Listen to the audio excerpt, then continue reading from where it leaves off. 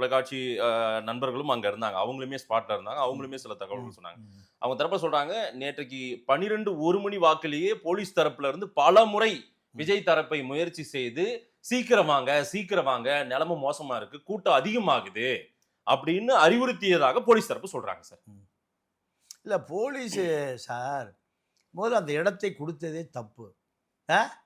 இடத்த கொடுத்துட்டு கூட்டம் அதிகமாக வருது, லத்தி சார்ஜ் பண்ணது ரெண்டாவது தப்பு.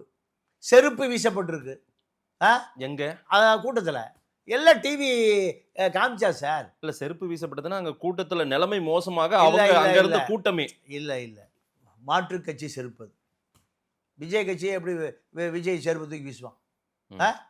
செருப்பும் வீசப்பட்டது. செருப்பு வீசப்பட்டது.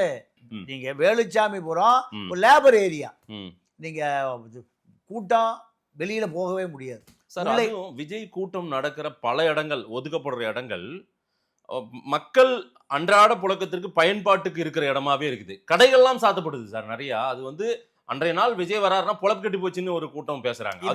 இது முதலமைச்சர் அலுவலகம் தாங்க பெரிய குற்றவாளி. முதலமைச்சர் அலுவலகம் தான் பெரிய குற்றவாளி. ஏன்னா நீங்க முதல் ரோடு ஷோ திருச்சி ஏர்போர்ட். ஆமா, ஏர்போர்ட்டுக்குள்ள 5000 பேர் போயிட்டான்.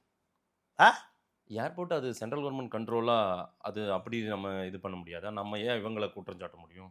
இப்போ என்ன நான் என்ன ஜப்பான் கவர்மெண்ட் ஏர்போர்ட் வச்சிருக்குன்னு சொல்கிறேன் சார்.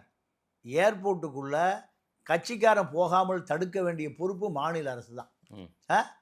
பேரிக்காரை உடைச்சிட்டு 5000 பேர் உள்ள போறான். எங்க ஏர்போர்ட்டுக்குள்ள போறான். சட்டம் ஒழுங்கு அங்கேயே கெட்டு போச்சு. விமானத்தை எவனும் ஏறவும் முடியல, இறங்கினவன் வெளியே போகவும் முடியல. அப்ப இது அங்க இருக்கிற ஐஜி ஜோஷிக்கு தெரியும். ஜோஷி கை கட்டப்பட்டது. இத விஜய் கட்சி சம்பந்தமா எந்த முடிவெடுத்தாலும் யார் அது முடிவு பண்றது? முதலமைச்சர் அலுவலகம். அது அவர்கள் தான் மானிட்டர் பண்றான். ஏன்னா இதுக்குள்ள அரசியல் இருக்கு. லா அண்ட் ஆர்டர் மட்டும் சம்பந்தம் இல்லை. விஜய் கூட்டம் முழுக்க லா அண்ட் ஆர்டர் சம்பந்தப்பட்ட, சட்டம் ஒழுங்கு சம்பந்தப்பட்டது அல்ல. அதை தாண்டி அரசியல் இருக்கு அதுல.